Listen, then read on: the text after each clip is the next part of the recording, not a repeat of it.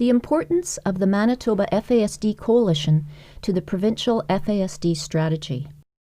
The work of the Manitoba FASD Coalition has had and continues to have a great impact on FASD awareness, understanding, support, and research in Manitoba.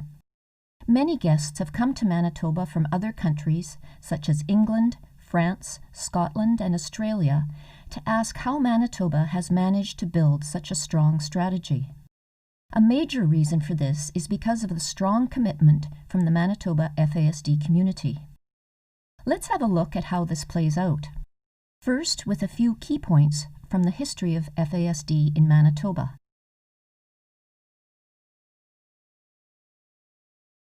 FASD was first defined as a disability in the early 1970s in France, although it has been around since people first drank alcohol.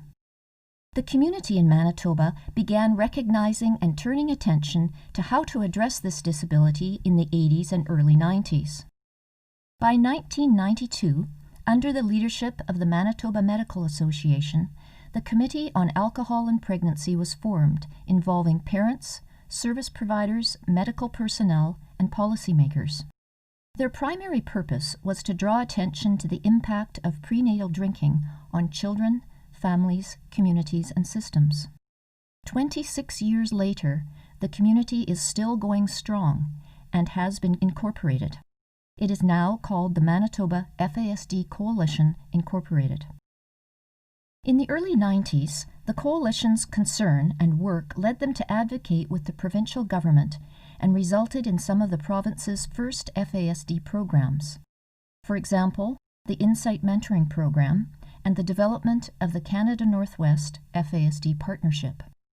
In 2002, with some annual core funding, the Coalition took on a bigger role, resulting in opportunities for networking and information sharing, resource fairs, conferences, and ongoing advocacy for supports and services.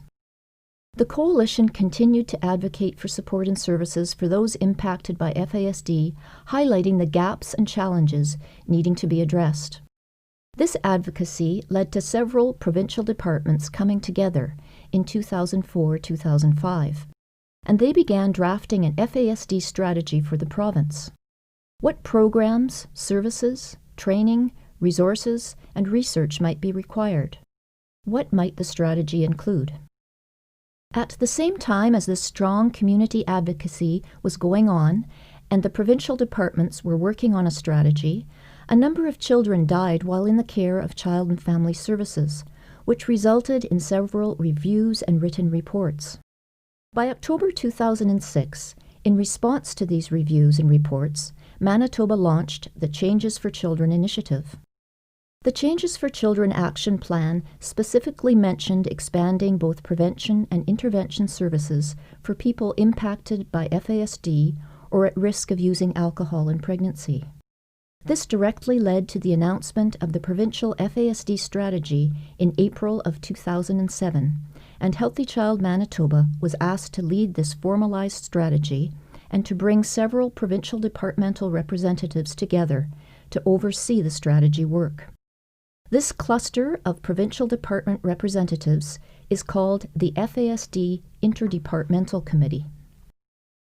These are the departments involved: Justice, Health, Seniors and Active Living, Indigenous and Northern Relations, Families, Sustainable Development, where the status of women sits, Education and Training, where Healthy Child Manitoba sits.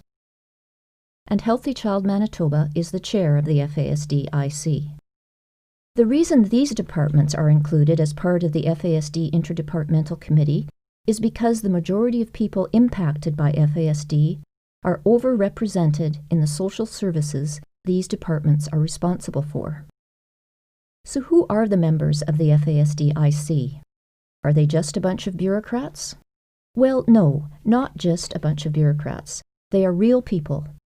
Here they are doing a simulation exercise to build understanding about what it is like to have sensory processing challenges. For a person with FASD, sensory challenges might be something like having tissue paper hanging over your ears, making it difficult to hear and follow instructions. Or it might be like having loud, distracting music going on in the background while you are trying to concentrate. Besides learning more about FASD, each department on the FASD-IC has a role as an individual department, as well as having a part in carrying out the collective goals of the strategy. So first, what do a few of the individual departments bring to the strategy? For information on any programs mentioned in the next slides, or for resources and tools that have been developed through the work of the Provincial FASD Strategy, please go to the link provided on this slide. So let's look at the Department of Health, Seniors and Active Living first. The Manitoba FASD Centre and all the diagnostic coordinator positions around the province are funded through the Department of Health, Seniors and Active Living. They are the provincial experts on diagnosis and are called upon at many points to provide presentations on what FASD is and how and where to get assessed. They provide valuable information and input when new programs start. They also keep us informed as to how many and where referrals are coming in from as the province tries to figure out how to support individuals with FASD and their parents and caregivers after assessment. The diagnostic coordinators were excellent partners in the development of the provincial FASD training, which will be talked about a little later. Justice funds the Starfish and Youth Justice programs. These programs are showing great results in reducing the number of contacts with the justice system, increasing the justice system's understanding of FASD, and fostering strong relationships between participant and service provider that lead to conversations about safe and positive behaviors and choices.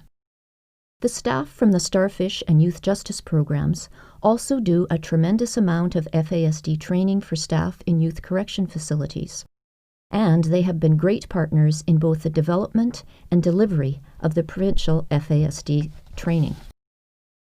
The Department of Families funds programs, for example, the FASD specialist positions in the 4 CFS authorities, Stepping Out on Saturdays in Manitoba in several areas around Manitoba, and Spectrum Connections and Rural Connections, 2 programs of FASD Life's Journey. Partners from families work with the FASD-IC to explore what efforts might be helpful in reducing the high number of children coming into care. And again, one of the FASD specialists was on the working group developing the provincial FASD training. The Department of Indigenous and Northern Relations is also a great partner. We know that FASD is not an Indigenous issue, but because of issues such as colonization, racism, residential schools, and intergenerational trauma, a disproportionate number of Indigenous people with FASD are in FASD prevention and intervention programs. Evaluations show that about 80% of intervention participants and about 95% of prevention program participants self-identify as Indigenous. Therefore, it is important to ensure these programs are offering services that are culturally appropriate and welcoming. The Truth and Reconciliation Report and staff from Indigenous and Northern Relations have helped pave the way for us to build stronger relationships with many Indigenous elders and organizations. Indigenous and Northern Relations supported an initial elders meeting at Mumaway in 2015, and there have been annual gatherings every spring since. This is a picture of the first gathering in 2016, bringing together service providers and Indigenous elders and leaders to support and share with one another. Indigenous and Northern Relations provided a major portion of the funding to host this first gathering. Lastly, education, where Healthy Child Manitoba currently sits. It funds several programs in both FASD prevention and intervention. A few examples are the Insight Mentoring Program, the Manitoba FASD Coalition, Visions and Voices, the Manitoba Key Worker Program, and FASD Family Support, Education and Counseling out of New Directions. Being in education is opening up some new opportunities to work with schools, For example, the Provincial FASD training was provided at the Teachers Summer Institute in August of 2018. The FASD-IC has been introduced to guidance counselors, the Provincial FASD and Health Consultant, and the Healthy Schools Initiative to begin a discussion on how to integrate prevention messaging into the current FASD and health curriculum. Those were examples of what individual departments of the FASD Interdepartmental Committee provide to the strategy. But the FASD-IC also collaborates on many initiatives, and a few examples are: this is a picture of an exercise called empathy mapping. The FASD-IC used it to put themselves in a position to think of solutions from the end user's perspective, instead of solely as government employees. The FASD-IC has also done joint requests for funding, collaborated on various documents, and has worked together to develop the evaluation of the FASD strategy. Justice, the Manitoba FASD Centre, Healthy Child Manitoba, and the Interlake Regional Health Authority worked together on adapting the BC Key Worker Program to meet the needs of the community in Selkirk area. That is how the Manitoba Key Worker Program began. In 2015, the FASD-IC held 22 community conversations. They met with people with FASD, with women who have used alcohol during pregnancy, with Indigenous grandmothers, with elders, with service providers, and many others to ask what direction to take on future FASD strategy work, and ultimately to enhance the meaningfulness of the FASD strategy. A very important request repeatedly came out of these community conversations. That is, the need for an FASD provincial training that could be used for service providers, for parents and caregivers, for any system or service that works with individuals, families, or communities impacted by FASD. And so, members of the FASD-IC, along with many community partners, such as FASD service providers, diagnostic coordinators, coalition members, and others, developed and started delivering the provincial FASD training. This 2-day training includes sections on prevention, the context of FASD in Manitoba, what FASD is, and strategies on how to support those impacted by FASD. This chart shows where training has occurred and a few of the requests that are up and coming. The training has been very well received, and it is hoped that many more people will receive this training, and even more importantly, that people from across the province can be trained to deliver this training in their own home communities. So who and what is the Provincial FASD Strategy? It is difficult to talk about the Manitoba FASD Strategy without repeating how important the community is to all of its efforts. Although Healthy Child Manitoba takes the lead on the strategy, Healthy Child Manitoba is not the strategy. The FASD-IC helps oversee the strategy, but it is not the strategy either. The Manitoba FASD Strategy is a compilation of everyone that cares about FASD in this province. It includes engagement wherever and whenever, focus groups with individuals who have FASD, women who drank alcohol during pregnancy, parents and caregivers, consultation with FASD organizations, Indigenous organizations, the research coming from the Canada FASD Research Network, the input from the Manitoba FASD Coalition and the rural coalitions, individual input, and on. All have and will continue to have a great impact on the work and direction of the strategy. Healthy Child Manitoba is kind of the puzzle piece in the middle, not because it is the most important part, but because it interacts as much as possible with all of the other pieces of the strategy and helps keep the whole puzzle fitting together. As stated previously, the Provincial FASD Strategy was officially announced in 2007, and some programs were expanded, other initiatives and programs developed, and new research began emerging. Throughout this time, the Manitoba FASD Coalition supported the work through numerous information-sharing events and networking opportunities. As well as the work of the Coalition, another wonderful thing happened. Several rural communities began developing their own FASD coalitions. These are the big red dots on the map. They formed to support local awareness and understanding about FASD. Healthy Child Manitoba began bringing these rural coalitions together once a year to both support them in networking and to provide them with information on some of the latest emerging research and best practices. It was also a time for Healthy Child Manitoba to learn and hear about what was happening and what was needed in rural and northern communities in regards to FASD. In 2013, these rural FASD coalitions began asking how they could further engage their communities.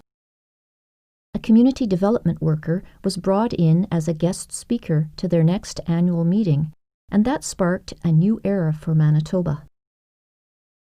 A provincial project, the Looking After Each Other Dignity Promotion Project. The coalitions around Manitoba all agreed that stigma about FASD was a major barrier that needed to be addressed, and they agreed to work together on raising dignity for all of those impacted by FASD, with Healthy Child Manitoba as a partner. This slide is an overview of how the project would work. The purpose is in the middle: to promote dignity by shifting social attitudes in relation to FASD. Guiding principles in the webs symbolize the need to check that work, that it is always respectful of those that the project seeks to support, and the need to always check the work is strength-based and amplifies the voices of those impacted by FASD. And the 3 subcommittees in the feathers at the bottom speak to how the work would be carried out. The Common Language Subcommittee would look at the language that is used when speaking of this disability. The Research Subcommittee would and has received $2.5 million to promote research on dignity. And the Popular Education Subcommittee would find ways through documents, videos, and other mediums to celebrate successes.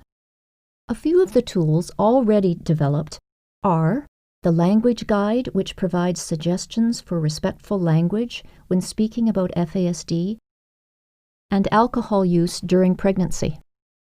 3 videos that showcase how communities can make a difference. One takes place in a rural community, one in a program community, and one in 2 school communities. This one, Meeting Women Where They Are At, Community Making a Difference, is about a community program that meets women who use drugs and alcohol where they are at on their journey of self-discovery, healing, and belonging. These and other tools can be found on the Manitoba FASD Coalition website under the Looking After Each Other section, which is noted on the slide above. Another exciting outcome of the Looking After Each Other project are the annual gatherings that have been held each spring since 2016. Very early on in the project, members provided important feedback regarding the lack of representation and engagement from Indigenous communities.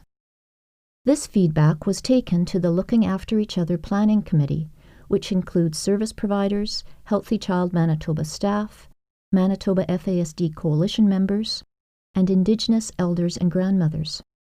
As a result, the first annual gathering brought FASD service providers and elders together from all over the province to begin building relationships and sharing information.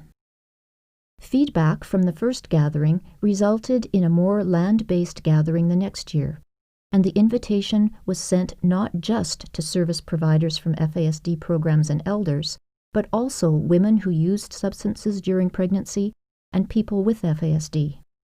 Elders provided more cultural teachings, and there were many opportunities for sharing. This is a picture of the 2017 gathering in St. Norbert.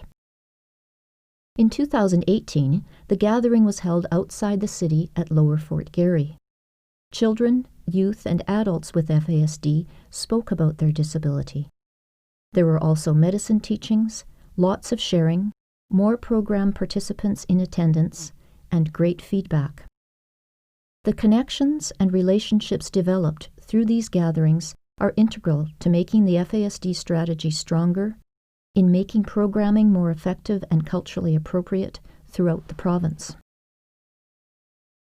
So how can these many tools and connections made over the past few years by both the Provincial FASD Strategy work and through the Looking After Each Other project continue to advance support and best practices for all Manitobans impacted by FASD? There are a number of natural pockets of expertise developing around the province. These are called pockets of practice. Looking at the map, we can see where there are clusters of expertise. For example, a pocket could be where there is an FASD coalition, a diagnostic coordinator, and an Insight or STAR program site. More recently, Jordan's principal service coordinators, staff from Rural Connections, and other social service agencies can be added to the expertise. Some communities have quite a lot of expertise. Other communities are just beginning to develop expertise. Building and supporting the growth of these pockets of practice involves helping communities access accurate knowledge about FASD and access the tools already developed in order to reach the goal of providing services that are culturally based, relational in nature, and that promote dignity. To do this, work needs to be carried out with individual communities to learn what they need. Maybe it is more training. Maybe it is confidence to use the tools already developed. Maybe it is suggestions about the other tools that would be helpful. Or maybe it is something still to be identified. The ultimate goal, however, is that women are supported when they come for help with addictions, no matter what door they enter. That people with FASD, when they go to school, seek services, or go to community events, are met with understanding. That parents and caregivers have support and knowledge about strategies that can work for the individuals with FASD in their care, and that none of those just mentioned are judged or shamed. The Manitoba FASD Coalition can play a key role in the development and building of these pockets of practice. It can be the keeper and disseminator of the tools already developed.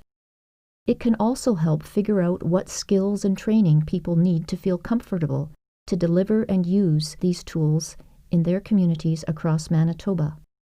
And it can help to identify other resources needed in communities across the province. Great things can happen when we all work together.